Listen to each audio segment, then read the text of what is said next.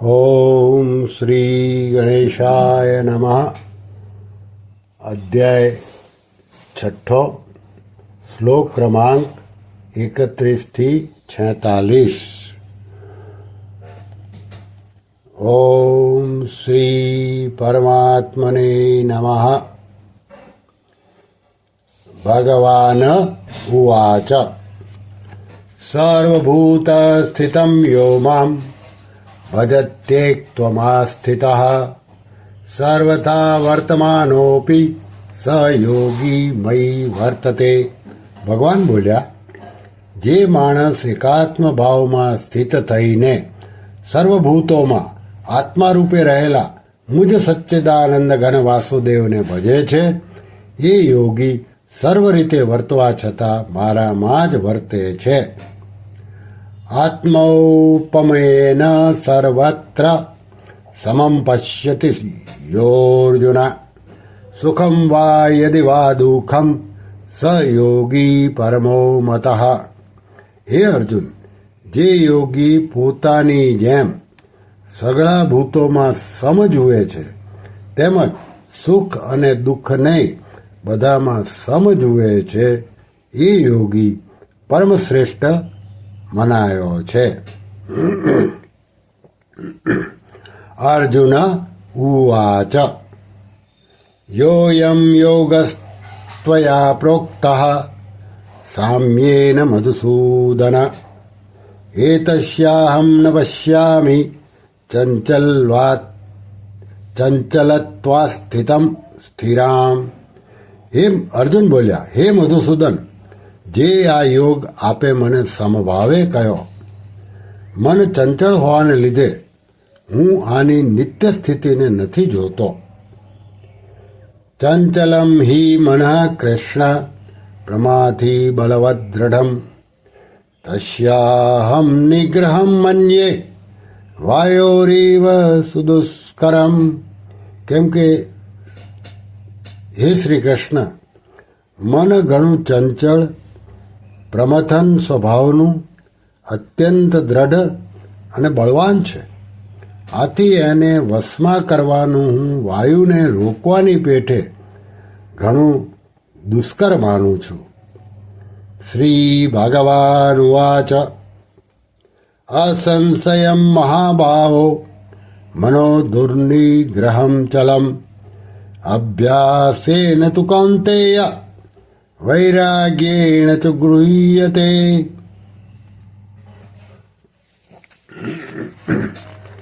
શ્રી ભગવાન બોલ્યા, હે મહાબાહો, નિસંદેહ મન ચંચળ તેમજ મુશ્કેલીથી વશ થનારું છે. છતાં પણ હે કુંતી પુત્ર, એ અભ્યાસ અને વૈરાગ્ય વડે વશમાં થાય છે. અહીં જુઓ કે અર્જુને પ્રશ્ન તો પૂછ્યો 2 શ્લોકમાં, પણ ભગવાને એને અડધા શ્લોકમાં જ પતાવી દીધું. એટલે કે ભગવાન આને બહુ અગત્યનું ગણતા નથી. અસંશયાત્મના યોગો દુષ્પ્રાપ ઇતિ મે મતિ વશ્યાત્મના તુ યતતા શક્યો વાપ્તુમુપાયતઃ.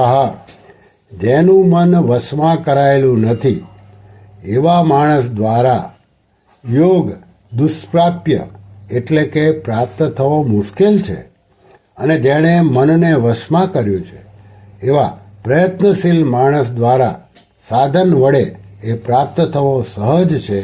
આ મારો મત છે.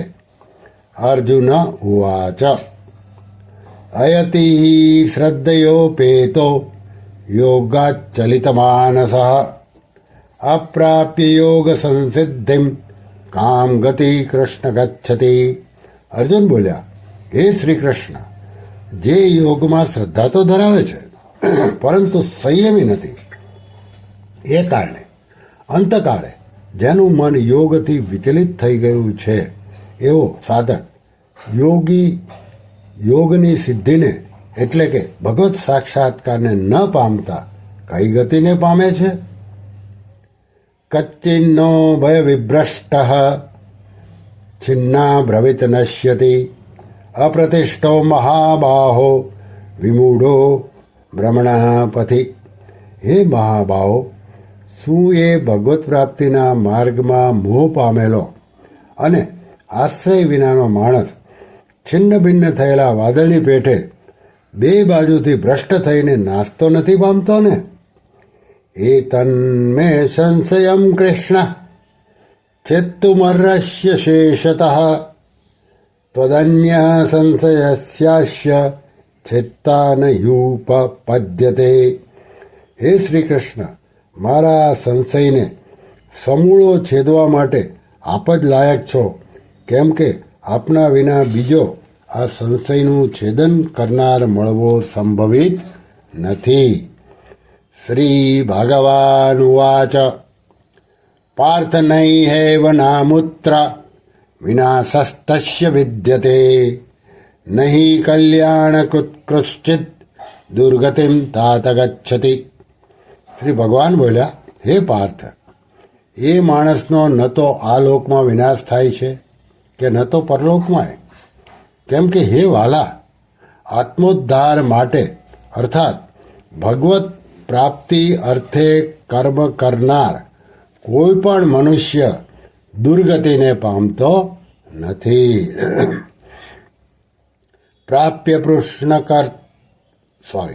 પ્રાપ્ય પુણ્યકૃતામ લોકાન ઉષિત્વા શાશ્વતી સમાહ સુચિરામ શ્રીમતામ ગેહે યોગભ્રષ્ટો વિજાયતે. યોગભ્રષ્ટ માણસ પુણ્યશાળીઓના લોકોને એટલે કે સ્વર્ગ વગેરે ઉત્તમ લોકોને પામીને ત્યાં ઘણા વર્ષો સુધી નિવાસ કર્યા પછી શુદ્ધ આચરણશીલ ધનવાનોના ઘરે જન્મ લે છે. અથવા યોગિનામેવ કુલે ભવતી ધીમતામ એતદ્દિ દુર્લભતરમ લોકે જન્મ યદિદ્રશમ. અથવા આ સિવાયના જે વૈરાગ્યવાન યોગભ્રષ્ટ હોય છે એવા માણસો એ લોકોમાં ન જતા જ્ઞાનવાન યોગીઓના જ કુળમાં જન્મે છે. પરંતુ આ પ્રકારનો જે આ જન્મ છે એ સંસારમાં ખરેખર ઘણો દુર્લભ છે. તત્ર તમ બુદ્ધિ સંયોગમ લભતે પૌર્વદેહિકમ યત તે ચ તતો ભૂયઃ સંસિદ્ધૌ કુરુનંદન.